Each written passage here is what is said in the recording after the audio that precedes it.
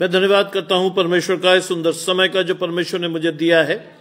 मैं विशेष धन्यवाद करता हूं प्रभु में मेरे भाई डिएगो परेरा, भाई अनुपम डेविड, अपनी भाभी शबनम डेविड जी का, जिन्होंने मौका मुझे दिया कि मैं आपके समक्ष उपस्थित हो सकूं और हम सब परमेश्वर के वचन में चलकर कुछ सीखने वाले हों। आइए परमेश्वर के वचन में चलने से पूर्व अपनी आंखों को कुछ समय के लिए बंद करेंगे और हम परमेश्वर से प्रार्थना करेंगे। हम प्रार्थना करेंगे। तमाम आशीषों के देने वाले परमेश्वर यीशु मसीह में हमारे बाप और खुदा, हम धन्यवाद करते हैं इस सुंदर अवसर के लिए जो कि आपने हमें दिया है। विश्वास रखते हैं प्रभु कि हमारी आशीषें आपकी ओर से हैं। आने वाले समय में प्रभु जितने लोगों को आपने चुना है इस लाइव सेशन में आने के लिए, उनको बारी बारी से लाकर उनकी आशीषें उन्हें दें और होने दे प्रभु के उनके हृदय अधिकाई से खुलें, जिससे आपका वचन उसमें बोया जा सके और 60, 100, 70 गुना फल लाकर वो आपके साथ चलने वाले हों। सब कुछ मांग लेते हैं आपके प्रिय पुत्र यीशु मसीह के नाम से, सुने और ग्रहण करें, आमीन। गणन भाई मेरे साथ जुड़ रहे हैं। आशीष परमेश्वर की आपके और आपके घराने को। पढ़ने के लिए मेरे साथ निकाल लें लूका रचित सुसमाचार, उसका 17वां अध्याय, उसके 11 से 30 पद। Gospel according to Saint Luke chapter 17 verses 11 to 30, जहां लिखा है, ऐसा हुआ कि वो यरूशलेम जाते हुए सामरिया और गलील के बीच में से होकर जा रहा था। किसी गांव में प्रवेश करते समय उसे 10 कोढ़ी मिले। उन्होंने दूर खड़े होकर ऊंचे शब्द से कहा, हे यीशु, हे स्वामी, हम पर दया कर। उसने उन्हें देखकर कहा, जाओ और अपने तई याजकों को दिखाओ। और वो जाते ही जाते शुद्ध हो गए। और उनमें से एक ये देख करके मैं चंगा हो गया हूं, ऊंचे शब्द से परमेश्वर की बड़ाई करता हुआ लौटा और यीशु के पांवों में गिरकर उसका धन्यवाद करने लगा, क्योंकि वो सामरी था। इस पर यीशु ने कहा, क्या 10 शुद्ध ना हुए? फिर वे 9 कहां हैं? क्या इस परदेशी को छोड़ कोई और ना निकला जो परमेश्वर की बड़ाई करता? तब उसने उनसे कहा, उठकर चला जा, तेरे विश्वास ने तुझे चंगा किया है। जब फरीसियों ने उससे पूछा कि परमेश्वर का राज्य कब आएगा, तो उसने उनको उत्तर देकर कहा, परमेश्वर का राज्य दृश्य रूप में नहीं आता और लोग ये ना कहेंगे, देखो यहां है या वहां है, क्योंकि देखो परमेश्वर का राज्य तुम्हारे बीच में है। फिर उसने चेलों से कहा, वे दिन आएंगे जिनमें मनुष्य के पुत्र के दिनों में से एक दिन को तुम देखना चाहोगे और नहीं देखने पाओगे, और लोग तुमसे कहेंगे, देखो वहां है या देखो वहां है, परंतु तुम चले ना जाना और ना उसके पीछे हो लेना। क्योंकि जैसे बिजली आकाश के एक छोर से कौंधकर आकाश के दूसरे छोर तक चमकती है, वैसे ही मनुष्य का पुत्र भी अपने ही दिनों में प्रकट होगा। परंतु पहले अवश्य है कि वो बहुत दुख उठाएगा और इस युग के लोग उसे तुच्छ जानेंगे। जैसे नूह के दिनों में हुआ था, वैसा ही मनुष्य के पुत्र के दिनों में भी होगा। जिस दिन तक नूह जहाज पर न चढ़ा, उस दिन तक लोग खाते पीते थे और उनमें विवाह होते थे। तब जल प्रलय ने आकर उन सब को नष्ट किया। वैसा ही लूत के दिनों में भी हुआ था कि लोग खाते पीते, लेन देन करते, पेड़ लगाने और घर बसाते थे। परंतु जिस दिन लूत सदोम से निकला, उस दिन आग और गंधक आकाश से बरसी और सब कुछ नष्ट हो गया। मनुष्य के पुत्र के प्रकट होने के दिन भी ऐसा ही होगा। ये क्रिस का सुसमाचार है। हे प्रभु यीशु, आपकी स्तुति हो। आज 2 चीजें हमें सीखनी है परमेश्वर के वचन के अनुसार। लूका रचित सुसमाचार 17वां अध्याय 11 से 30 पद लिखा है, ऐसा हुआ कि वो यरूशलेम जाते हुए सामरिया और गलील के बीच में से होकर जा रहा था। यीशु मसीह ट्रैवल कर रहा है, पैदल चल रहा है और वहां लोग अपनी आशीषों के लिए खड़े हैं। वो लिखा है, किसी गांव में प्रवेश करते समय उसे 10 कोढ़ी मिले। 10 कोढ़ी। उन दिनों कोढ़ एक ऐसा रोग था जिसमें कोढ़ियों को नगर में घुसने की अनुमति नहीं थी। उन्हें नगर के बाहर रहना पड़ता था और जब वो नगर में घुसते भी थे तो उन्हें दूर से चिल्ला के बताना पड़ता था कि हम आ रहे हैं। यह स्थिति थी। हाथ पैर गले हुए लोग, जिनकी उंगलियां टेढ़ी हो गई, गल गई, वो परमेश्वर से अपनी आशीष मांग रहे हैं। लिखा है 10 कोढ़ी मिले और उन्होंने दूर खड़े होकर ऊंचे शब्द से कहा। अंग्रेज भाई जुड़ते हैं, आशीष परमेश्वर की आपके और आपके घराने को। बलविंदर भाई की आशीष परमेश्वर उनको घराने समेत दे।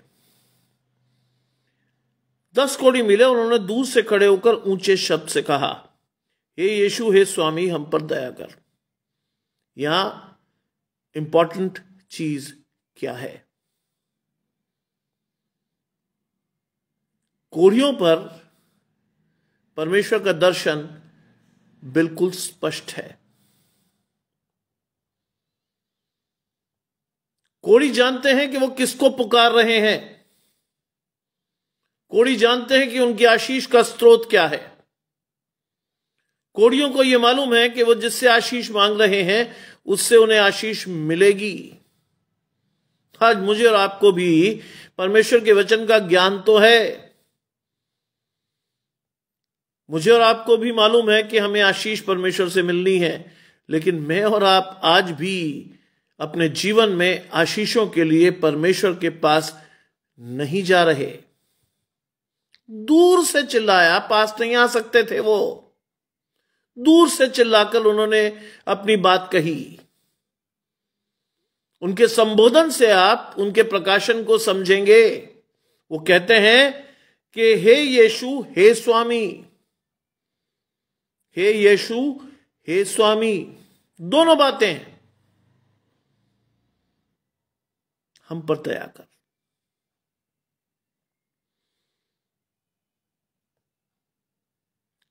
हम पर दया कर। दया एक आत्मिक आशीष है। आज वो यीशु से पूरे प्रकाशन के साथ परमेश्वर की दया को मांग रहे हैं। और उसके पीछे भी एक मंतव्य है। उन्हें मालूम है कि वो असंभव काम जो अब तक उनके जीवन में नहीं हुआ वो होगा। आज मेरे और आपके जीवन में भी आशीष होनी चाहिए, लेकिन मैं और आप संदेह कर जाते हैं। मुझे और आपको परमेश्वर का ज्ञान तो है, लेकिन इतना सटीक प्रकाशन हमारे जीवन में नहीं है। बाइबल में क्या लिखा है? यीशु मसीह क्या कहता है? वैद्य भले चंगों के लिए नहीं है, वैद्य रोगियों के लिए आया, जिससे कि वो उन्हें चंगाई दे। आज मैं और आप भी तो रोगी हैं। शारीरिक तौर पर अगर मैं और आप अच्छे दिखते हैं तो इसका अर्थ ये नहीं है कि आत्मा भी हमारी उतनी ही निर्मल और शुद्ध हो। आत्मिक जीवन भी मेरा आपका बहुत अच्छा हो, ये जरूरी नहीं है। आज मुझे और आपको भी पुकारना है परमेश्वर के को यही इन्हीं शब्दों के साथ, हे यीशु, हे स्वामी, हम पर दया कर। उन्होंने मांगा, देखिए क्या मिला उन्हें। उसने उन्हें देखकर कहा, जाओ और अपने आप को याजकों को दिखाओ। कुछ नहीं कहा उसने। तरसेम भाई जुड़ रहे हैं, आशीष परमेश्वर की आपके और आपके घराने को। कुछ खास नहीं कहा उसने। क्या कहा उसने? जाओ और अपने आप को याजकों को दिखाओ। क्योंकि याजक ही थे जो सर्टिफाई करते थे कि तुम रोग मुक्त हो, अब तुम शहर में घुस सकते हो, अब तुम लोगों के बीच आ जा सकते हो।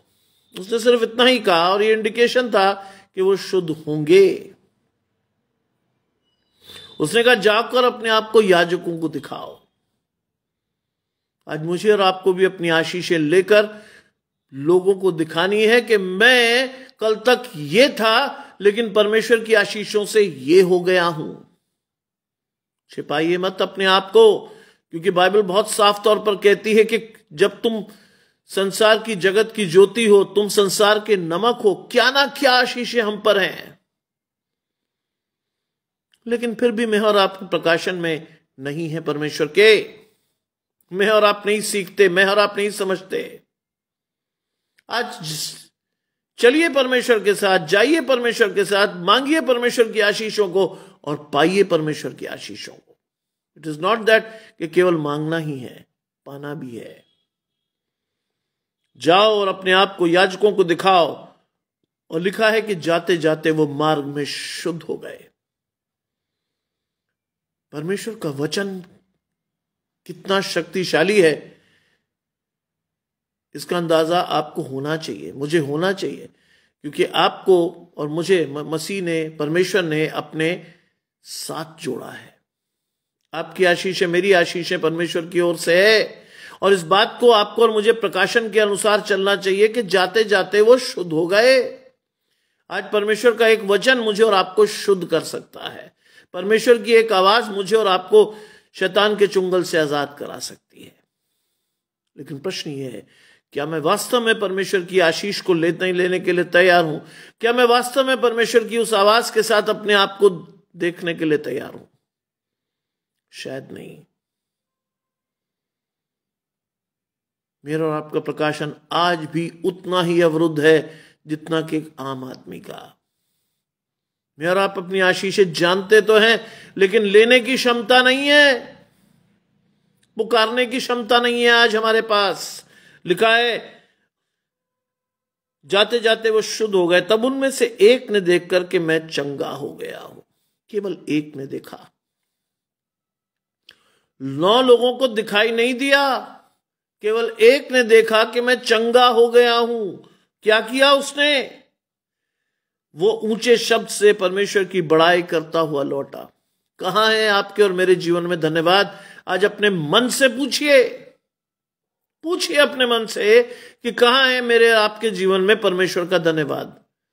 करना चाहिए, प्रतिपल प्रति क्षण धन्यवाद करना चाहिए, क्योंकि हम परमेश्वर की दृष्टि में एक धूल हैं, एक घास है जिसका अस्तित्व आज है और कल नहीं रहेगा। लेकिन फिर भी परमेश्वर हमें आशीषों से नवाज कर हमें शिरोमणि बनाता है। जो चीज परमेश्वर आपसे और मुझसे चाहता है, जो चीज परमेश्वर की उस आशीष के अनुरूप मुझे करनी चाहिए, वो क्या है? परमेश्वर का धन्यवाद।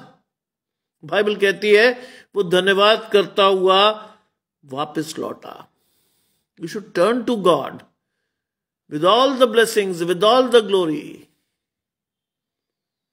आपको और मुझे मुड़ना चाहिए परमेश्वर के पास धन्यवाद के साथ। कहना चाहिए मुझे और आपको परमेश्वर के सामने कि प्रभु, तेरा दास तेरे वचनों से चिताया जाता है, मेरी आशीष तूने मुझे दी है, इसके लिए तेरा धन्यवाद। बाइबल की प्रार्थना में, बाइबल जब आप पढ़ते हो, प्रार्थना करते हो, तो पहला हिस्सा प्रार्थना का है धन्यवाद का। You should thank God for the blessings you've received in the past।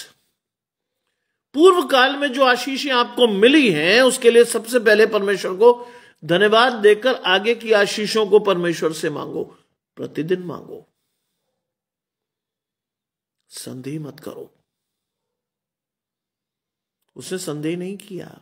Rohini जी मेरे साथ जुड़ रही हैं, आशीष परमेश्वर की आपके और आपके घराने को। उसने संदेह नहीं किया। उस 9 में से एक आदमी ने संदेह नहीं किया कि उसकी आशीष परमेश्वर की ओर से आई। वो परमेश्वर की धन्यवाद करता हुआ, बड़ाई करता हुआ वापस आया।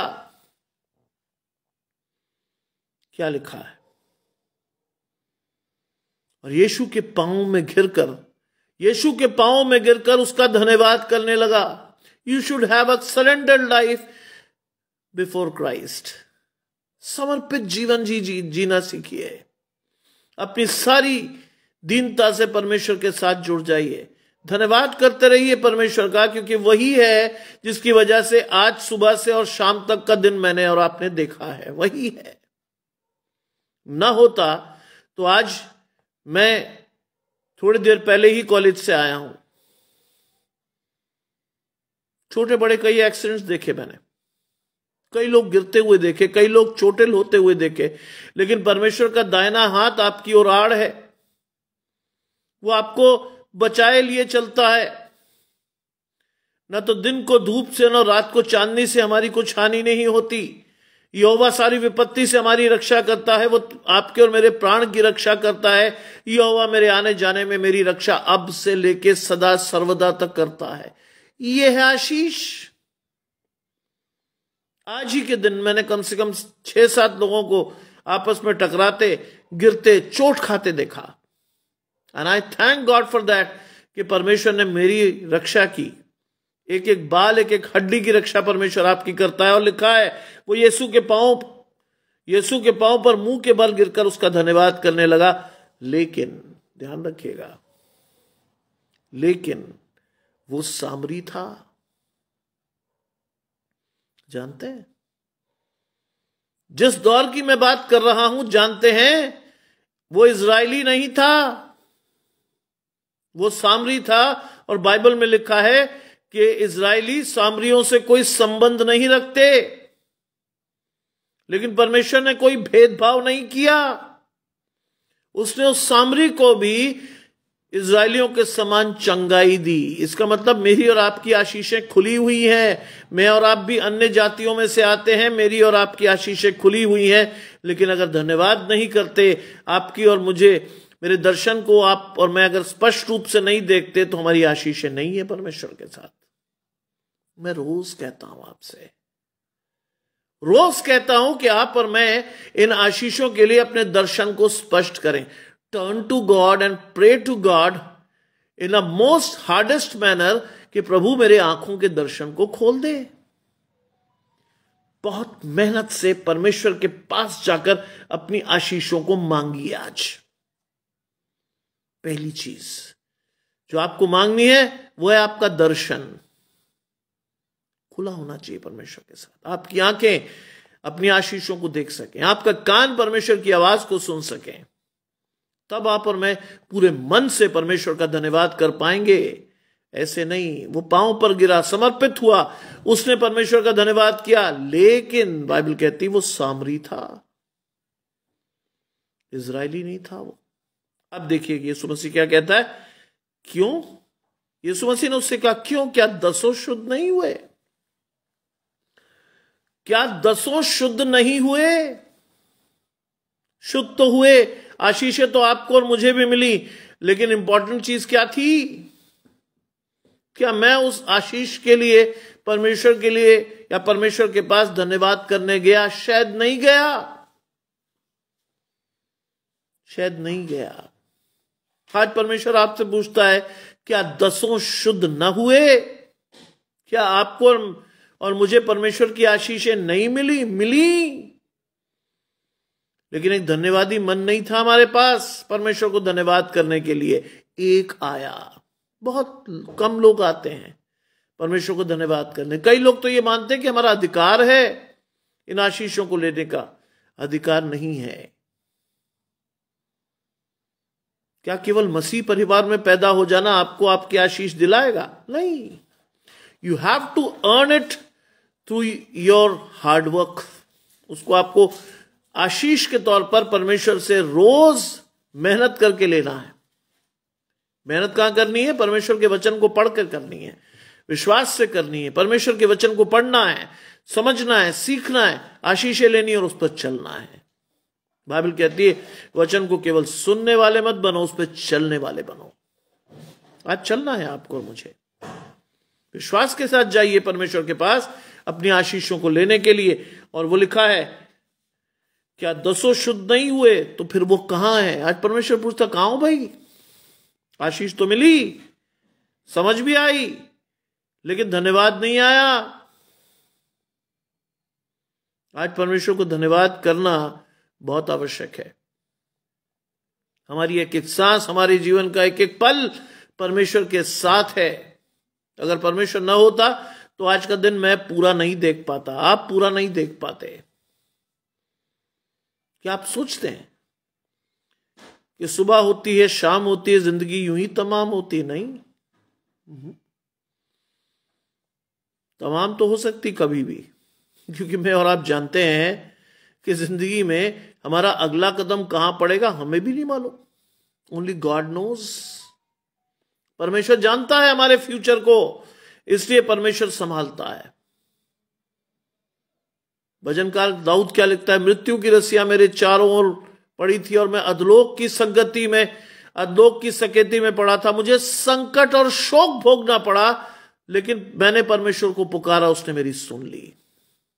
अगेंस्ट ऑल ऑड परमेश्वर आपकी सुनता है, लेकिन क्या आप परमेश्वर की सुनते हो? आज सवाल यह है, क्या आप और मैं परमेश्वर को सुनते हैं? नहीं। लिखा है, क्या इस परदेसी को छोड़ कोई और ना निकला जो परमेश्वर की बड़ाई करता।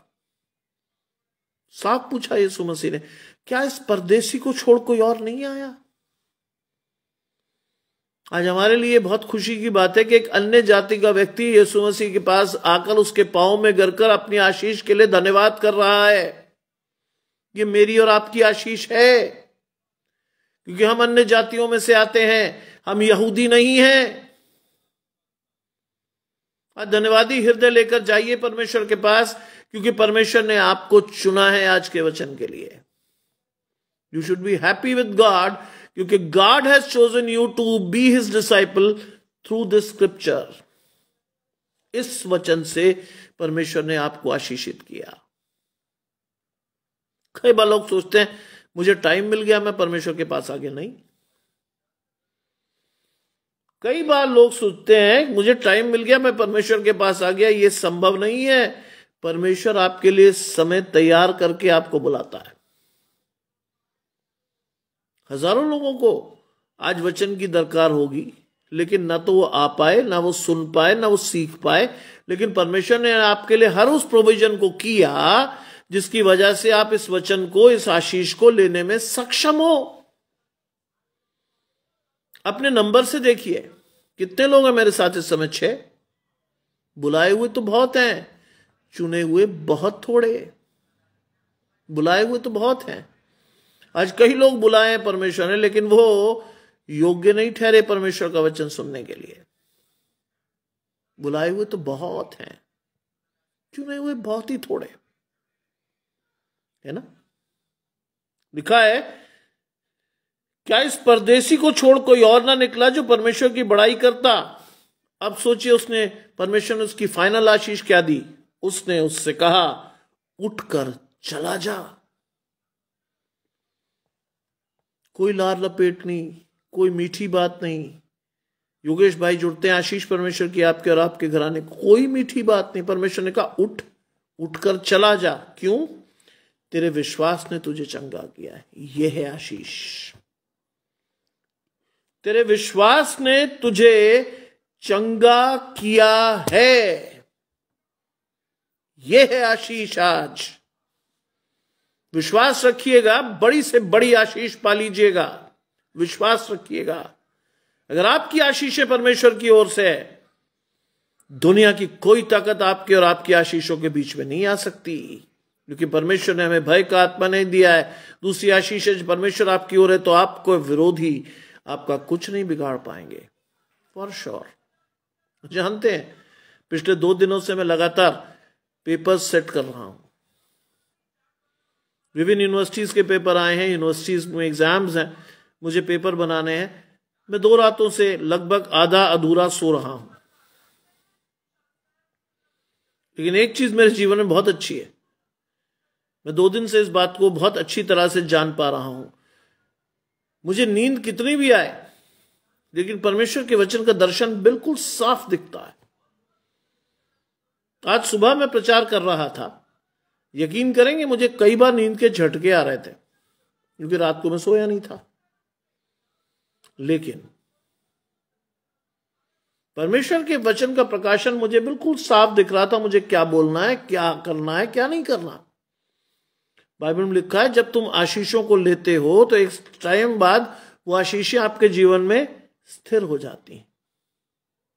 आज अपनी आशीषों को स्थिर कीजिए, उसी के लिए आप बुलाए गए।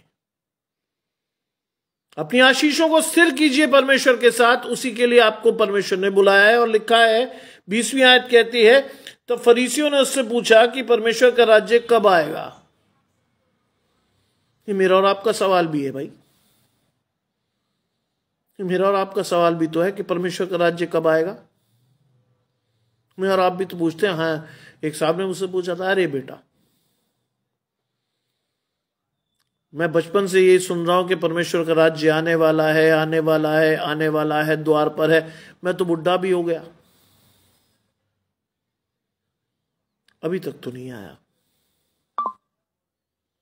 मैंने कहा, सर बुरा मत मानिएगा, आपने बाइबल ठीक से नहीं पढ़ी। वो बुजुर्ग आदमी थे, उन्होंने मुझसे पहले से कह रखा था कि 6-7 बार वो बाइबल पढ़ चुके हैं। मेरा ये कहना हुआ और वो क्रोधित हो गए। क्या समझते हो तुम अपने आप को? कोई तुम बहुत बड़े आदमी हो? मैं तब की बात बता रहा हूं जब मैं खुद एक स्टूडेंट था। मैंने कहा अंकल विद ड्यू रिस्पेक्ट, आप उसमें से एक बहुत बड़ी आशीष खा गए। उन्हें फिर समझ नहीं आया। उन्होंने मुझसे पूछा क्या? मैंने कहा उस वचन को दोबारा पढ़िए, उसमें एक बहुत बड़ी आशीष लिखी है कि उस दिन के विषय में, जो परमेश्वर का न्याय का दिन है, उसके विषय में कोई नहीं जानता, केवल पिता। Even Jesus Christ doesn't know about the exact day. यीशु मसीह को भी नहीं पता कि वो दिन कब आएगा, वो केवल पिता यानी परमेश्वर को पता है। मैंने कहा अब वो मुझसे बोले अरे यार मैं बुढ़ा हो गया। मैंने कहा सर कितने साल? 20, 30, 40, 50? एक और आशीष लेके जाइए। परमेश्वर के लिए 1000 वर्ष ऐसे हैं जैसे कल का दिन। मैंने कहा आप और मैं तो 60, 70, 80 वर्ष में समाप्त हो जाते हैं, परमेश्वर के लिए 1000 वर्ष ऐसे हैं जैसे कल का दिन। हमारी सोच सीमित है, हमारा दायरा छोटा है। इसीलिए जब परमेश्वर के वचन का प्रचार करने का समय आया तो मैंने पहली प्रार्थना, पहली आशीष के रूप में परमेश्वर से मांगा कि प्रभु मैं अपनी सीमित बुद्धि से आपका असीमित प्रचार नहीं कर पाऊंगा। उसके लिए जरूरी है कि आपका पवित्र आत्मा लोगों के पास सीधा आकर उनसे बात करे। और उस बात का मुझे गर्व है आज भी कि परमेश्वर ने इतने वर्षों में लगातार बोलने के बाद भी एक शब्द लिखने का मौका मुझे नहीं दिया। मेरे एक मित्र ने मुझसे पूछा कि ब्रदर तुम्हें तो बहुत साल हो गए प्रीच करते हुए, डायरी मोटी हो गई होगी। मैं उसका आशय नहीं समझा। मैंने पूछा किस डायरी की बात कर रहे हो यार?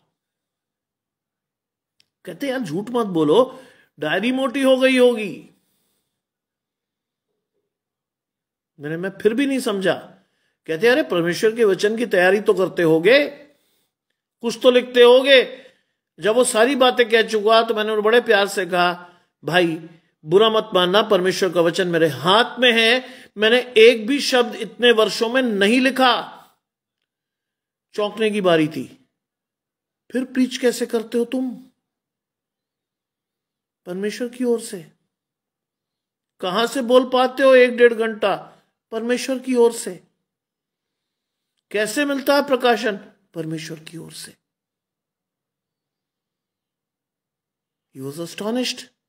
कहते इतने वर्षों से मैं पास्टर हूं, तेरा दोस्त हूं, लेकिन बिना तैयारी के तो मैं 10 मिनट भी नहीं खड़ा होकर बोल सकता। मैंने कहा आप मुझसे 4 घंटे बुलवा लो, मैं थकूंगा नहीं। आप क्या सोचते हैं आज भी मैं कम थका हूं? सारा दिन बहुत हेक्टिक था, लेकिन परमेश्वर के लिए मेरी आवाज कभी कमजोर नहीं होगी, क्योंकि परमेश्वर ही मुझे ऊर्जा, बल, शक्ति देता है। और अपने वचन को जब वो प्रचार करवाता है तो पूरे वेग से, पूरी शक्ति से, पूरी समर्थ से उस वचन को आप तक पहुंचाएगा।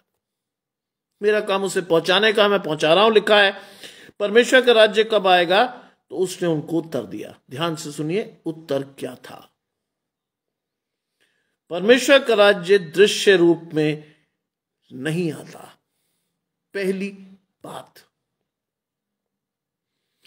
परमेश्वर का राज्य दृश्य रूप में नहीं आता। कहां आता है? जानते हैं परमेश्वर का राज्य कहां आता? आपके मन में। आपके मन में आता है परमेश्वर का राज्य। क्यों? क्योंकि आप परमेश्वर के मंदिर हैं। परमेश्वर का आत्मा आप में चलता फिरता और अपने काम करता है, इसलिए परमेश्वर का राज्य दृश्य रूप में नहीं आता। परमेश्वर की आशीषें अदृश्य रूप में मेरे और आपके जीवन में, मेरे और आपके मन में, मेरे और आपके जीवन में आती हैं।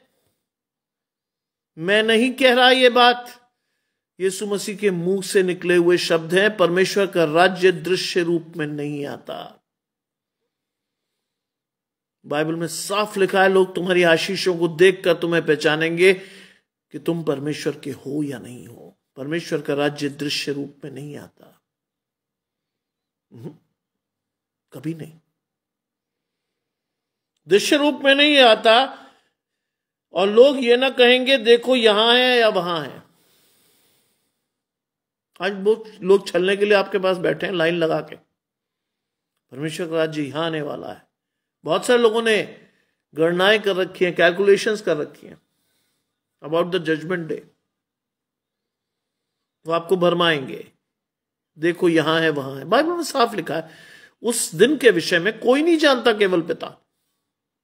और आप इतने समर्थी हो सकते हैं, आपका दर्शन इतना समर्थी हो सकता है कि जो बात यीशु मसीह को भी ना पता हो आपको पता चल जाए, सवाल ही नहीं पैदा होता।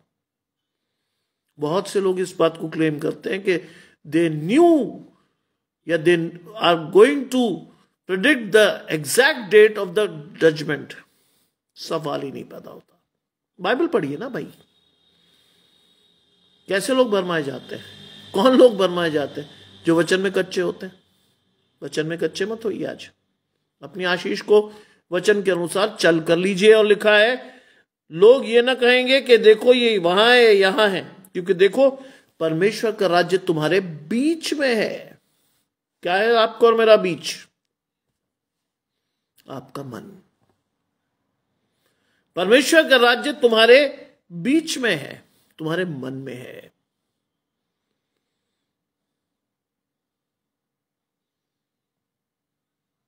लोग भरमा रहे हैं आपको। आज बहुत से लोग भरमाए हुए हैं। मसीहों में भी एक बहुत लंबी तादाद है जो आज भी परमेश्वर को इधर उधर ढूंढ रहे हैं। आगरा मसीह मंडली जुड़ रही है। आशीष परमेश्वर की आपके और आपके घराने को। अनुपम भाई, आज बहुत से लोग इधर उधर घूम रहे हैं। इधर उधर मत ताकिए, परमेश्वर से पास सीधे जाइए ना। जो आपके सवाल है परमेश्वर से पूछिए, आत्मिक रूप से पूछिए परमेश्वर से कि प्रभु क्या करना मुझे। In such circumstances what should I do to have my spiritual blessings? क्या करूं मैं जिससे मेरी आध्यात्मिक आशीषें मुझे मिले? पूछिए परमेश्वर से सीधा जाकर। यीशु मसीह जवाब दे रहे हैं आपको। आपका हृदय खुला होना चाहिए, आपके कान खुले होने चाहिए, आपका आंख आपके दर्शन को देखना चाहिए। और लिखा है, क्या लिखा है? देखो परमेश्वर का राज्य तुम्हारे बीच में है, तुम्हारे मन में। क्या लिखा है बाइबल में? मन में असाध्य रोग लगा है, उसके भेद को कौन समझ सकता है? केवल यीशु मसीह। कौन समझ सकता है? यीशु मसीह। आप ऊपर से बहुत अच्छे दिखते हो, टिप टॉप दिखते हो, अच्छे लगते हो, आपका फिजिक बहुत अच्छा हो। आप मेरे जैसे बुजुर्ग लोग जो 53 इयर्स में हैं, आज भी मुझे एक व्यक्ति पूछ रहा था, ब्रदर इतने गरीब तो नहीं हो आप? मैंने कहा क्यों, आप मुझे गरीब क्यों कह रहे हो? कहते आप अपने आपको टिप टॉप नहीं रख सकते? बाल डाई करो, स्मार्ट लगो। मैंने जानते बाइबल में क्या लिखा है? तुम एक भी बाल काला या उजला नहीं कर सकते। बोले तो वो पुरानी बात हुई। मैंने कहा हाँ, वो पुरानी बात नहीं हुई। कहते वो तो पुरानी बात हुई, सब करते हैं। मैंने ना, बुलाए हुए बहुत है, चुने हुए थोड़े। मैं नहीं करता, क्योंकि अगर आप एक कड़ी तोड़ोगे सब तोड़नी पड़ेंगी। मैं नहीं करता, आई डोंट डू इट। बोले क्या रिटायरमेंट तक ऐसे ही रहोगे? मैंने कहा ऐसे ही मृत्यु दर तक, अंतिम समय तक ऐसा ही रहूंगा जैसा परमेश्वर ने रखा है मुझे। I don't want to change myself. आशीष चेंज कर सकती है, रूप नहीं बदलूंगा मैं। मधु जी मेरे साथ जुड़ती हैं, आशीष परमेश्वर की आपके और आपके घराने को। अरुण भैया मेरे साथ जुड़ रहे हैं, आशीष परमेश्वर की आपके और आपके घराने को। अशोक भाई जुड़ते हैं, आशीष परमेश्वर की आपके और आपके घराने को। लिखा है लूका रचित सुसमाचार उसकी 17वें अध्याय की 21वीं आयत में, देखो परमेश्वर का राज्य तुम्हारे बीच में है। मैं और आप तो इधर उधर ढूंढते हैं ना ना, बाइबल पढ़िए, साफ लिखा है परमेश्वर का राज्य तुम्हारे मन में आना चाहिए। क्योंकि कौन है आप? बस सी योर सेल्फ, क्या है परमेश्वर की दृष्टि में आप? बाइबल में लिखा है, अब से मैं तुम्हें दास नहीं कहूंगा। तुम कौन हो? मेरे लिए पालक पुत्र। क्योंकि पुत्र जानता है उसका पिता क्या करता है, दास नहीं जानता उसका स्वामी क्या करता है। आज आपका प्रकाशन स्पष्ट होना चाहिए, तब आपको पता चलेगा कि परमेश्वर का राज्य तो आपके साथ है, अब भी है, तुम्हारे बीच में है, अब भी। भरमाए मत जाइए। आज दुनिया आपको बेवकूफ बनाने के लिए तैयार खड़ी है। दुनिया आपको बेवकूफ बनाने के लिए तैयार खड़ी है, भरमाए मत जाइए। आज मुझसे कई लोग पूछते हैं, सर ऐसे वैसे कैसे? मैंने कहा मैं कैसा भी नहीं, जैसा हूं वैसा ही हूं।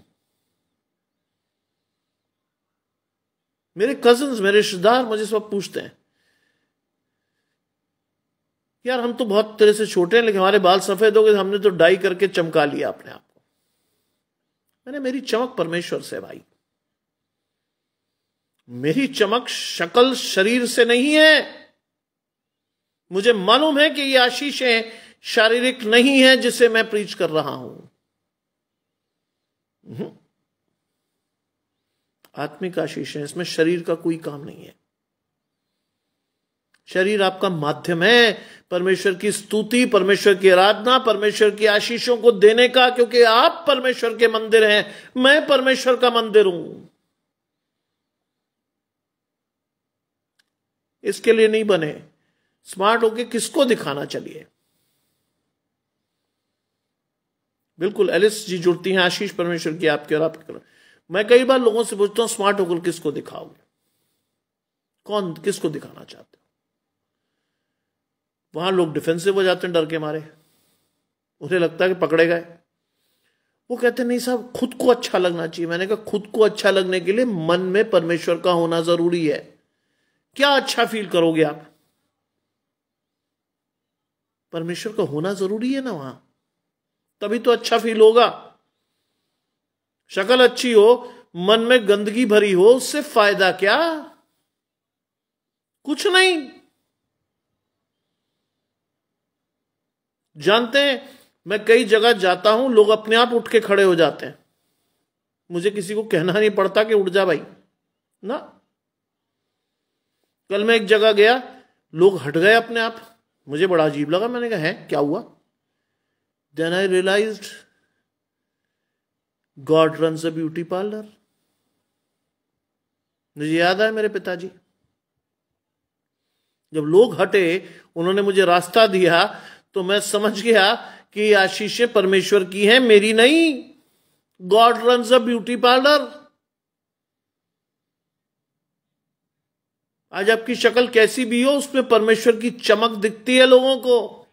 आप संसार से अलग किए हुए व्यक्ति हो, आपकी आशीषें परमेश्वर ने आपको ऊपर उठाकर स्थिर करके दी है, इसलिए लोग आपको रास्ता देते हैं। शक्ल से कोई फर्क नहीं पड़ता। आज एफआईआर मेरी हुई प्लस और सिलास के लिए, जैसे कलीसिया, 1 मिनट, कलीसिया ने प्रार्थना की और यरीहो के द्वार गिर गए। मेरी भी प्रभु यीशु के नाम की बड़ी गवाही साथ आती हूं। सोचिए, ये है परमेश्वर के लोग, मधु जी जैसे। आज भी सताव जारी है इन पर। लिखती हैं, आज भी उनकी एफआईआर हुई है। किसी बाहर वाले ने नहीं की है, जानते हैं किसी बाहर वाले ने नहीं की है, इनकी अपनी बहू ने की है। घबरा नहीं रही है, परमेश्वर के साथ अपनी आशीषों को मांग रही है आपसे और मुझसे। मेरा और आपका कर्तव्य है कि ऐसे समय में शिद्दत से इनके लिए प्रार्थना करें कि प्रभु उनको उस आशीष को दे जिसके लिए वो आपके और मेरी ओर देखती हैं।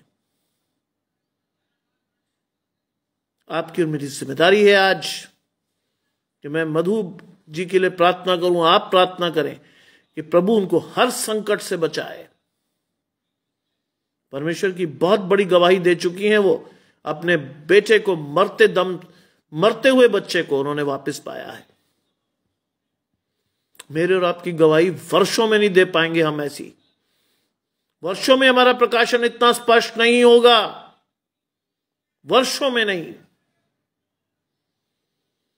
हम पीढ़ियों से मसीहों हों, लेकिन परमेश्वर जिसे चाहता है उसी को देता है। उन्होंने अपने मरते हुए बच्चे की आशीष 3 घंटे में प्रभु से ली।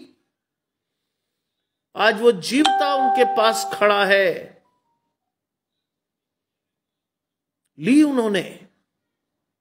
मैं और आप नहीं ले पाएंगे, इतना स्पष्ट प्रकाशन नहीं है। इवन आप मुझसे कहें, मैं बहुत स्पष्ट तरीके से कहूंगा नहीं ले पाऊंगा, मैं इतना बड़ा व्यक्ति नहीं हूं मैं। उन्होंने सिर्फ एक ही बात कही, मुझे बहुत अच्छी तरह याद रहेगी मरते दम तक। उन्होंने कहा, तूने लाजर को 3 दिन बाद जिंदा किया, मेरे बेटे की सांस चल रही है, प्रभु उसकी आशीष उसे दे। चल रही थी उसकी सांस। 3 घंटे बाद वो बच्चा उठा और बोला, सिर घूम रहा है, कुछ खाने को दो। ये है आशीष। आप ऐसे जीवते परमेश्वर को मान रहे हैं जिसमें लिखा है परमेश्वर का राज्य तुम्हारे मध्य में है। महसूस कीजिए उसको, कहने के लिए नहीं कह रहा हूं मैं, महसूस कीजिए अपने मनों में कि परमेश्वर का राज्य आपके बीच में है। महसूस कीजिए। फिर उसने चेलों से कहा, वे दिन आएंगे जिनमें एक मनुष्य के पुत्र के दिनों में एक दिन को तुम देखना चाहोगे और नहीं देखने पाओगे। मुझे और आपको अपने दिनों का नहीं पता, कल क्या होगा ये भी नहीं जानते। बाइबल कहती तुम्हारा अगला कदम कहां पड़ेगा ये भी नहीं पता। घमंड ओहो, इतना ज्यादा कई लोगों में होता है कि वो बात नहीं करते। एक व्यक्ति ने मुझसे कहा, अरे सर आप चपरासियों के पास बैठ जाते हैं, आप लोगों से बात कर लेते हैं, आप हर एक व्यक्ति से बड़े प्यार से बात कर लेते हैं, आप लोगों को गले भी लगा लेते हैं। आशीष, धन्यवाद राजा भाई, नेपाल से ये मेरा भाई मुझे आशीष दे रहा है, प्रभु का धन्यवाद। परमेश्वर की दृष्टि में कोई सीमा, कोई बाउंड्री नहीं है, कोई बाउंड्री नहीं है। वो तो हमारे बनाए हुए, हमारे रचे हुए खेल हैं। जानते उसने क्या वर्ड कहा? मैं 2 मिनट को सोचने पर मजबूर हो गया। अभी तक हमारा प्रकाशन स्पष्ट नहीं है। कहते sir you should know your dignity. मैंने सब क्या कर दिया? अरे सर आप तो कहीं भी बैठाते हो, किसी के पास भी, किसी से भी बात कर लेते हो, किसी को गले लगाकर मिल लेते हो। It is for me it is below dignity. मैंने कहा साहब मेरे लिए डिग्निटी नहीं है, परमेश्वर का प्रेम है, मेरे लिए डिग्निटी में नहीं आता है। मेरे लिए परमेश्वर का प्रेम है क्योंकि उसने सारी तकलीफों को सहकर मेरी और आपके आशीषों को मुझे दिया। मेरे लिए कोई गरीब आदमी बिलो डिग्निटी नहीं है। मेरे लिए हो सकता है वो आपसे भी अच्छा हो। पैसा डिग्निटी नहीं दिखाता, पैसे से नम्रता नहीं आती। आज कोई लोग फूल जाते हैं पैसे को मिलकर देखकर। I have seen my father, एक गरीब पादरी का बेटा, लोगों को अपने घर बुलाकर, अपने सिपाहियों को अपने घर बुलाकर वो अपनी टेबल पर बिठाकर साथ खिलाते थे। सिपाही डर जाते थे, सर आपके साथ बैठेंगे? कहते बैठो यार, यहां तो मैं तुम्हारे बाप जैसा हूं, बैठो ना, बैठ जाओ। I have seen my father sitting with सिपाहियों के साथ डाइनिंग टेबल पर। और मुझे बड़ी खुशी, मेरी माँ ने कभी नहीं टोका इस बात को, क्या कर रहे हो आप। मेरी माँ ने भी बड़े प्रेम से उन्हें खिलाया। जानते हैं वो लोग जाकर क्या कहते थे?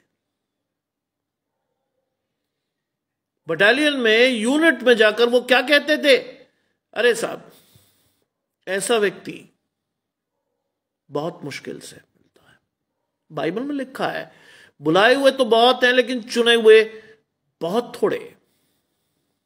जानते हैं 2017 में मेरे फादर के मिलने के बाद मैं होम मिनिस्ट्री गया दिल्ली में, और वहां जिस व्यक्ति से मेरी मुलाकात हुई उसने पूछा, आपने वो पास बना रहे थे, उन्होंने पूछा आपके पिता का नाम।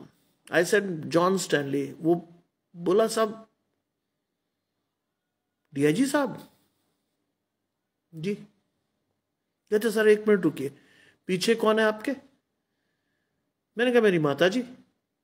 साहब की पत्नी, डीएसपी था वो। बोला सर एक मिनट। आया, बाहर निकल कर आया, उसने मेरी मां के पैर छुए। आई वॉज अस्टॉनिश्ड कि इस जगह पर इतने बड़े क्षेत्र में कौन है जो मेरी मां के पैर छूता है। बोले माता जी, साहब जैसा आदमी मिलना बहुत मुश्किल था, आपका पास नहीं बनेगा, आप मेरे साथ आइए, मैं आपको बिठा रहा हूं। वो हमें वीआईपी रूम ले गया, वहां बिठाया और जिससे मिलना था उससे मुलाकात कराई। बाइबल कहती है, सुलेखा जी जोड़ती हैं, आशीष परमेश्वर की आपके और आपके घराने को। जी, हार्ट का ऑपरेशन हुआ है लेकिन मेरा छाती दर्द कर रही है। ओह, एक मिनट, हम अपनी बात को यहीं रोकेंगे और हम सभी प्रार्थना में जोड़ेंगे, क्योंकि ये इमरजेंसी है। हम सभी प्रार्थना करेंगे, उसके बाद वचन जारी रहेगा। राजा भाई के लिए हम सभी अपनी आंखों को बंद करेंगे, हम सभी प्रार्थना करेंगे। परमेश्वर धन्यवाद करते हैं सुंदर समय के लिए जो कि आपने हमें दिया है। विश्वास से प्रभु अपनी आशीषों को हम राजा भाई को देना चाहते हैं, जिनको ऑपरेशन हुआ है लेकिन उनकी छाती में कोई रुकावट है, दर्द है। इसी समय अपने दाहिने धर्मी हाथ को उनकी छाती पर रखकर उन्हें आराम दें प्रभु। अगर आपके बेटे ने आपकी ओर देखा है, बाइबल की उस आशीष को उसे दें जिसमें लिखा है कि जिन्होंने मेरी ओर देखा उनका मुंह कभी काला होने नहीं पाया है, उसकी आशीष उसे दे।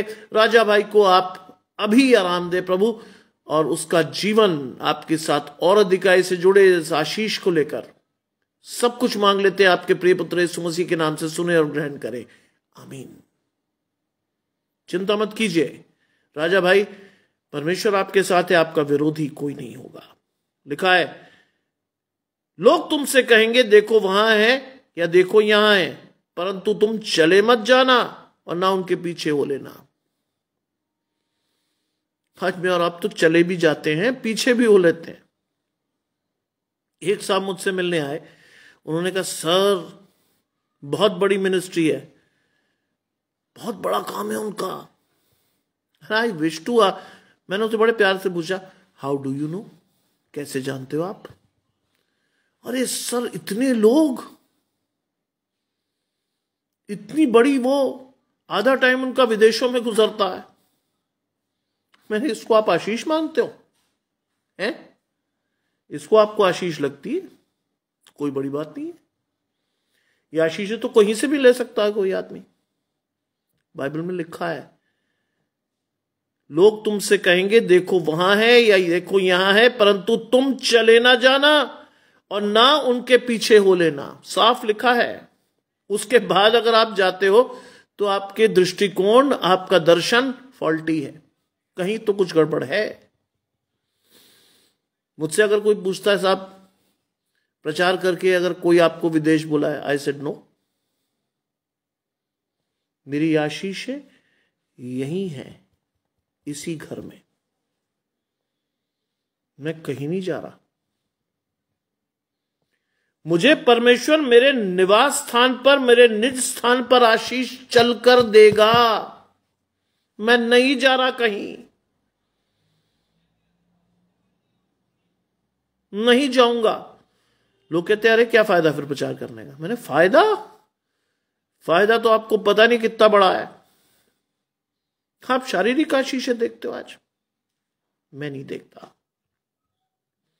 सबसे बड़ी चीज, आपका परिवार एकजुट है, आपके बच्चे परमेश्वर के साथ हैं, आपके घर में कोई दिक्कत नहीं है, स्वर्गीय आशीषें परमेश्वर की ओर से हैं, क्यों भागना है इधर उधर?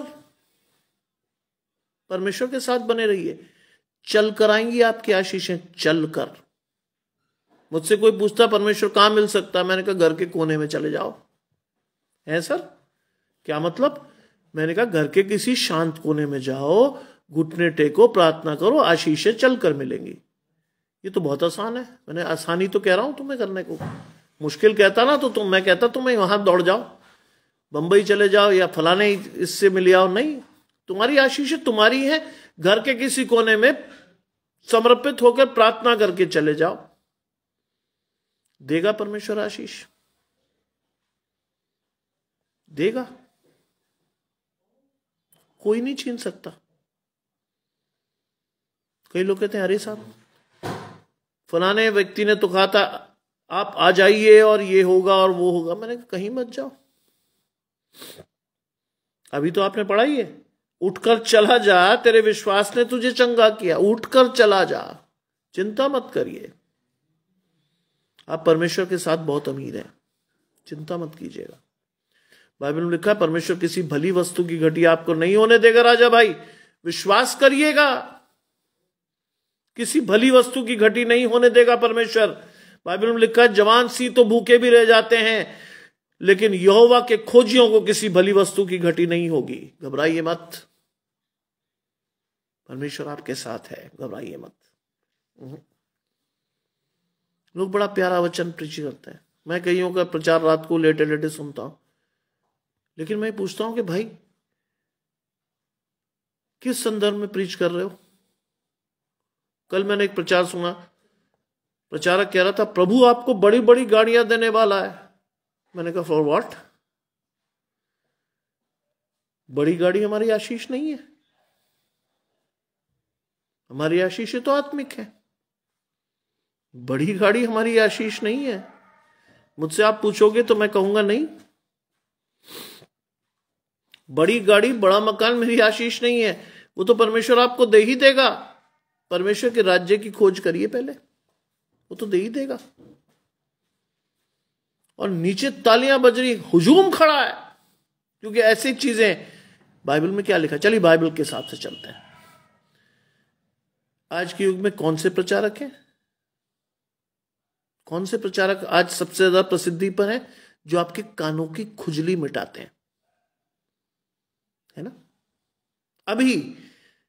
अभी प्रचार करने से पहले एक कैप्शन मेरे पास आया, हम उस परमेश्वर की सेवा करते हैं जिसने पानी को शराब बना दिया। मैंने कहा शाबाश, कोई मिनिस्ट्री का कूपन था, मिनिस्ट्री का कैप्शन था, हम उस परमेश्वर की सेवा करते हैं जिसने पानी को शराब बना दिया। शाबाश, मैंने कहा वेरी गुड, तेरा दर्शन इतना अच्छा है तो तेरी आशीषें कितनी अच्छी होंगी।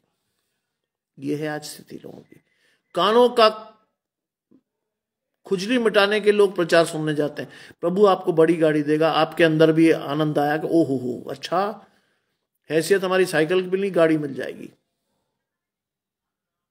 नहीं, आज परमेश्वर से मांगिए जो चीज परमेश्वर आपको देगा। जानते हैं क्या चीज? परमेश्वर की शांति जो खरीदी नहीं जा सकती। जोर लगा लीजिए, कितने पैसे वाले हों आप, जोर लगा लीजिएगा, अगर आप नींद और परमेश्वर की शांति खरीद सकते हो तो जोर लगाइएगा। कितने पैसे वाले हैं आप, जोर लगा लीजिएगा कि आप परमेश्वर की शांति और नींद खरीद सकते नहीं। आज जितने लोग आपको धनवान दिखते हैं ना, 4-4 गोली खा के सोते हैं बेचारे, नींद नहीं आती। बाइबल में लिखा है तू लेटेगा और सुख की नींद आएगी, तू भय नहीं खाएगा। यह आशीष है विश्वासी की। मैं और आप अभी अटके हुए हैं घर, आपको बड़ी गाड़ी मिलने वाली है, हो गया आपका मेरा उद्धार। नीचे से बढ़ रही थी तालियां, मैंने कहा चाहे हो, जैसा गुरु वैसा ही चेला, चेले भी वैसे ही हैं। ऐसे लोग जिनका आधा समय लोगों को मूर्ख बनाकर अमेरिका में, दुबई में, इंग्लैंड में कटता है। प्रचार किसका करते हैं मालूम है? एक बढ़ई के बेटे का, जिसने ये लिखा कि लोमड़ियों के भट्ट पक्षियों के बसेरे होते हैं, परमेश्वर के पुत्र के पास सर धरने की जगह नहीं। प्रचार आप उसका कर रहे हो, है ना? क्या बात, दिल खुश हो जाता मेरा जब ऐसे लोगों को मैं देखता हूं कि बाउंसर्स के साथ बड़ी बड़ी गाड़ियों में उतर के आ रहे हैं। मेरी कान में वो आशीष बजती है, धनवान का परमेश्वर के राज्य में प्रवेश करना उतना ही असंभव है जैसा ऊंट का सुई के नाके से निकल जाना। संभव ही नहीं। आज लोग शारीरिक आशीषों का प्रचार करके वाहवाही लूट रहे हैं। हमारी आशीषें शारीरिक है ही नहीं, आत्मिक है। नहीं सुन पा रहे लोग, समझ ही नहीं पा रहे अभी तक। मैं और आप अभी भी उन्हीं चीजों में अटके हैं जिसे सुनकर मेरा हृदय प्रसन्न होता है। बाइबल में क्या लिखा है? मैं तो बाइबल को बहुत अच्छी तरह से समझने की कोशिश करता हूं। बाइबल में लिखा है, विश्वासी का थोड़ा सा धन दुष्टों के बहुत से धन से उत्तम है। थोड़ा सा धन, आपकी आशीष बनी रहेगी, जाएगी नहीं। शांति बनी रहेगी, जाएगी नहीं। परमेश्वर का प्रेम आप पे बना रहेगा, जाएगी नहीं। बिल्कुल। आज मैं कई लोगों को देखता हूं, साहब पैसा पैसा पैसा, हाय हाय हाय। नहीं, परमेश्वर से मांगिए, चलकर आएगी चीजें आपके पास। जानते हैं, जब मैंने 6 वर्ष पूर्व प्रचार करना शुरू किया था तो मैं सिर्फ अपनी यूनिवर्सिटी का पेपर सेट करता था। आज जानते हैं, कई यूनिवर्सिटीज के पेपर सेट होने आते हैं, साल भर पेपर बनाता हूं। जानते हैं उससे क्या होता है? परमेश्वर मेरी हर कमी को पूरा करता है।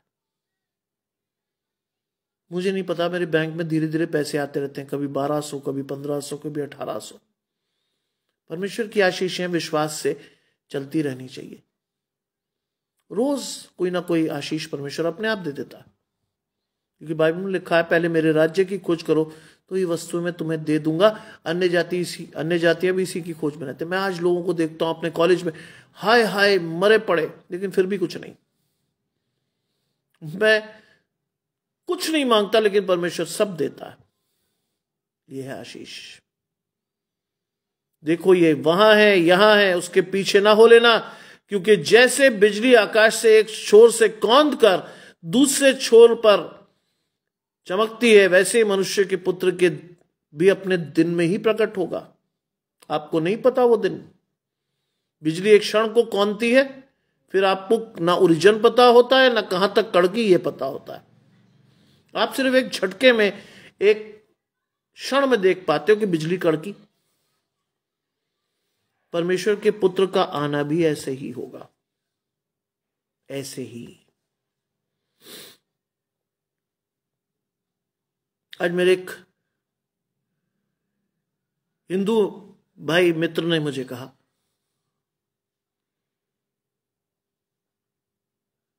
कि साइमन के बारे में आपने क्या सोचा? I was not ready for that question. मैंने कहा, हाँ बताइए, क्या सोच रहा हूं, क्या सोचूं? कहते क्या कराओगे आप उसे? मैंने कोई बहुत ऊंची चीज नहीं सोची।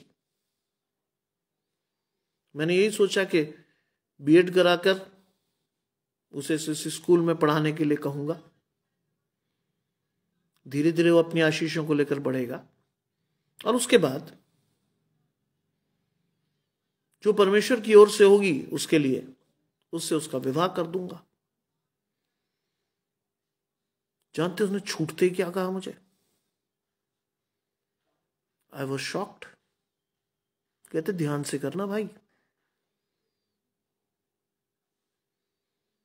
एक जमाने में आपकी कम्युनिटी में डाइवोर्स नहीं होते थे, आज आपकी कम्युनिटी में भी डाइवोर्स जम के हो रहे हैं। आई वॉज शॉक्ड उस आदमी के प्रकाशन से। उसने कहा, साहब ध्यान से करना। मैंने भी जवाब उसे पलट कर दिया। मैंने कहा, भाई मैं परमेश्वर के प्रकाशन से करूंगा। मेरी औकात नहीं है कि मैं किसी के मन को जान सकूं, परमेश्वर जान सकता है। बोला ये बहुत अच्छी बात कही आपने।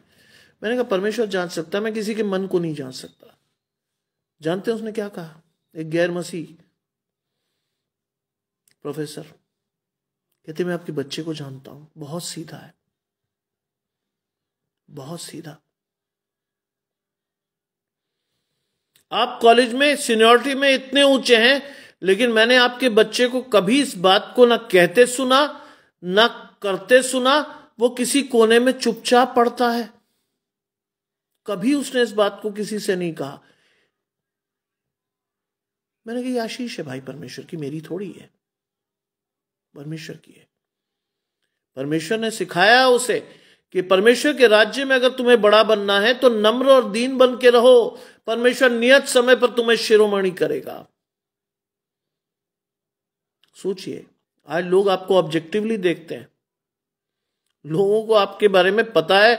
आप ये मत सोचो कि आप छले जा रहे हो, लोगों को मालूम है कौन कहां है, क्या कर रहा है। लिखा है वैसे भी मनुष्य के पुत्र अपने दिन में प्रकट होगा, परंतु पहले अवश्य है कि वो बहुत दुख उठाए। उठाया परमेश्वर ने दुख, और आज भी मेरी और आपकी वजह से दुख उठा ही रहा है, बुरा मत मानिएगा। आज आपकी और मेरी वजह से दुख उठा रहा है। परमेश्वर ने चाहा अपनी आशीषों को देने के लिए, संसार की उत्पत्ति से पहले आपको और मुझे चुना। आप और मैं वहां नहीं है जहां हमें होना चाहिए था। आप और मैं वहां नहीं है आज जहां होना चाहिए था। बाइबल में लिखा है अवश्य है कि तुम्हें गुरु हो जाना चाहिए था, अवश्य है कि तुम्हें गुरु हो जाना चाहिए था। तुम अब भी आत्मिक दूध की लालसा रखते हो। गुरु हो जाना चाहिए था हमें परमेश्वर के वचन में, प्रवीण हो जाना चाहिए था परमेश्वर के वचन में। परमेश्वर का वचन आपके और मेरे चित्त पर चढ़ना चाहिए था, लेकिन नहीं चढ़ा भी। लिखा है कि अवश्य है कि वो बहुत दुख उठाए, आज भी उठा रहा है, आज भी।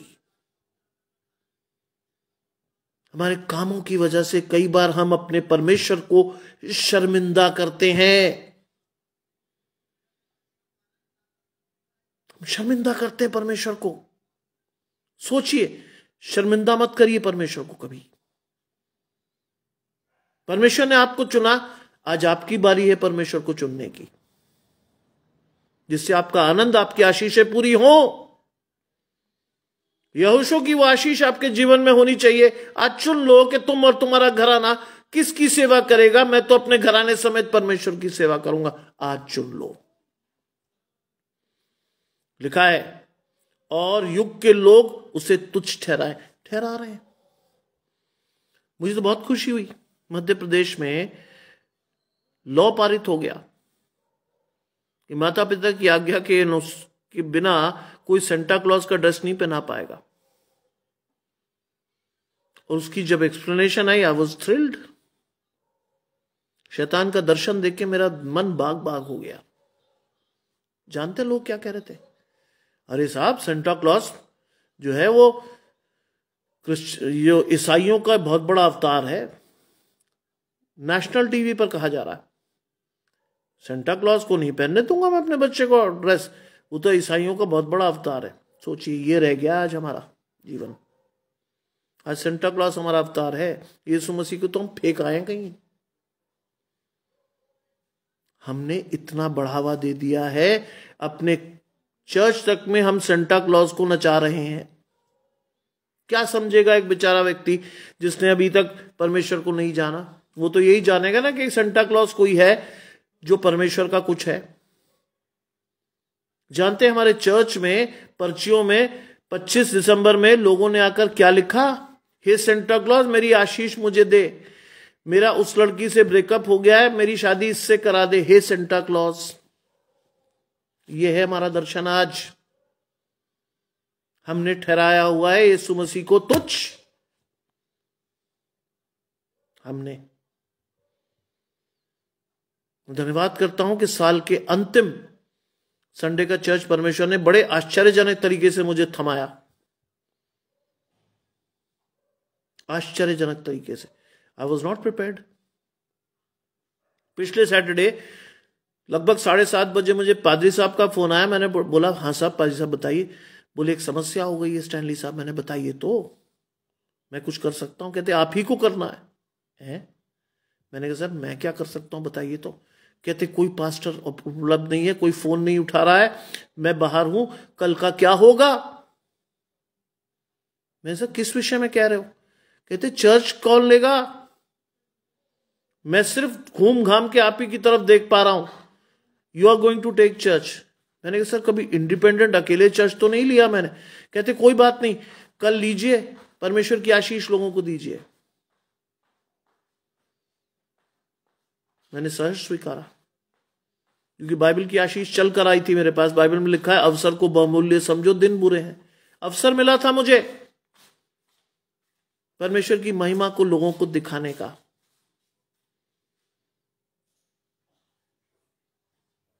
बाइबल के वचन को सिलेक्ट किया, भागा गया मैं चर्च।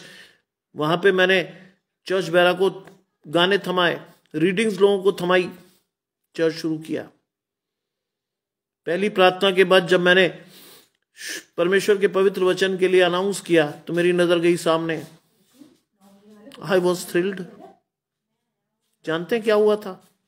सामने और कोई नहीं बैठा था, बिशप साहब खुद बैठे थे। मैंने हाथ जोड़कर उनसे कहा आप अपने स्थान पर आ जाइए। उन्होंने इशारे से बताया I am happy with congregation.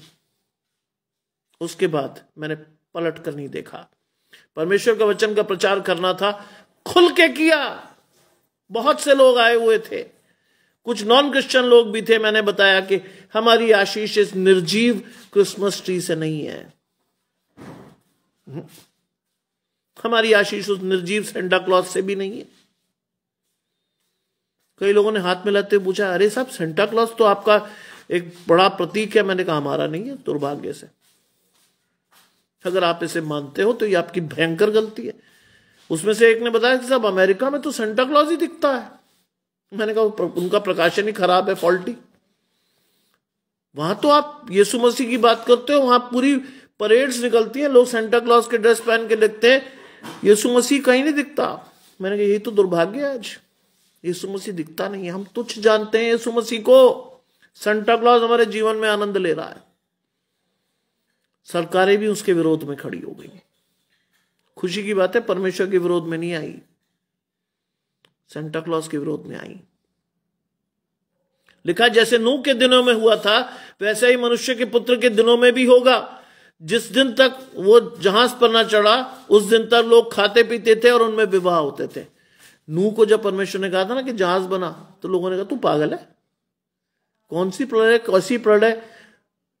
वर्षों तक वो जहाज बनाता रहा, लोग उसका मजाक उड़ाते रहे। लेकिन जब समय आया, प्रलय भी आई, लोग मरे भी, नूह बचा भी। परमेश्वर का प्रकाशन स्पष्ट था उस आदमी को। उसने इफ और बट नहीं की थी, प्रभु बारिश तो हो नहीं रही, तूने इतने सालों पहले मुझे जहाज बनाने को कह दिया। कुछ नहीं कहा उसने, परमेश्वर की आज्ञा को माना। और जानते हैं आज्ञा मानना बलिदान चढ़ाने से बेहतर है। आज्ञा मानी। लोग उस दौर में भी खाते पीते थे, विवाह होते थे, सब होता था। लेकिन क्या हुआ? प्रलय आई और नष्ट हो गया। न्याय के दिन में भी तो यही होना है। बाइबल में लिखा है लोग खेतों में काम कर रहे होंगे, एक रह जाएगा, एक उठा लिया जाएगा। यही तो होगा। आगे सुनिए। जल प्रलय ने आकर उन सबको नष्ट कर दिया। वैसे ही लूत के दिनों में भी लोग खाते पीते, लेन देन करते, पेड़ लगाते और घर बनाते थे। परंतु जिस दिन सदोम से वो निकला उस दिन आग और गंधक ने आकाश से बरसकर सबको नष्ट कर दिया। ना आपको और मुझे इस आशीष को लेना है।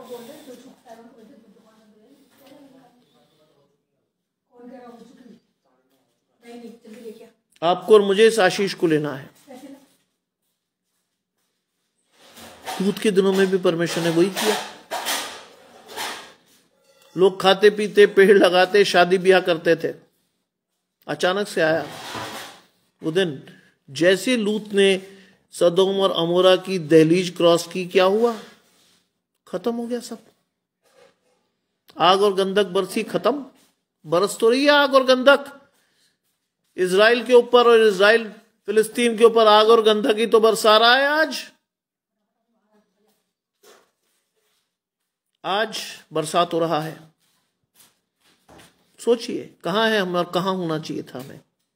लिखा है मनुष्य के प्रकट होने के दिन में भी कुछ ऐसा ही होगा। आ तो रहा है वो, देश पर देश चढ़ाई करेगा, हो तो रहा है वो सब कुछ। कहां है आप और मैं? अब भी और आपकी और मेरी आंखें नहीं खुल रही तो वास्तव में हमारी आशीषें परमेश्वर की ओर से नहीं है। बाहर है मम्मी, देखिए आज जाकर, आज परमेश्वर आपसे बात करता है। परमेश्वर आपसे अपनी आशीषों को शेयर करना चाहता है। कहां है हम? आज जाइए परमेश्वर के पास अपनी आशीषों को लेने के लिए। कीजिए परमेश्वर से प्रार्थना, कहिए परमेश्वर के पास जाकर, प्रभु मेरी आशीष मुझे दे, क्योंकि मांगो तो दिया जाएगा, ढूंढो तो पाओगे, खटखटाओ तो खोला जाएगा। क्योंकि जो कोई मांगता है उसे मिलता है, जो ढूंढता है वो पाता है, और जो खटखटाता है उसके लिए खोला जाता है। मांगिए आज, टर्न टू गॉड। बाइबल में लिखा है एक समय आएगा जब मैं और आप परमेश्वर की रहमत से अलग कर दिए जाएंगे। समय आएगा, टर्न टू गॉड। आइए प्रार्थना करें। तमाम आशीषों के देने वाले परमेश्वर यीशु मसीह में हमारे बाप और खुदा, हम धन्यवाद करते हैं इस सुंदर अवसर के लिए जो कि आपने हमें दिया है। चाहते हैं प्रभु कि आपकी आशीषें हमारे जीवन में हो, हम विश्वास के साथ अपनी आशीषों को लेकर आगे बढ़े और सदा आपको धन्यवाद करने वाले हों। जुड़कर आपके साथ मिलकर अपनी आशीषों को लें और सदा आपको धन्यवाद करने वाले हों। सब कुछ मांग लेते हैं आपके प्रिय पुत्र यीशु मसीह के नाम से, सुने और ग्रहण करें, आमीन। प्रभु आप सभी को आशीष दें और आप सभी को आशीष के साथ अपने जीवन में बढ़ाएं। कल परमेश्वर का दिन है। कल सुबह ठीक 7, सवा 7 बजे हम परमेश्वर की आशीषों को लेने के लिए फिर जुड़ेंगे और परमेश्वर की आशीषें लेकर हम जाएंगे परमेश्वर के पास, परमेश्वर को धन्यवाद देंगे। प्रभु आप सबको संभाले, आप सबको। जय मसीह।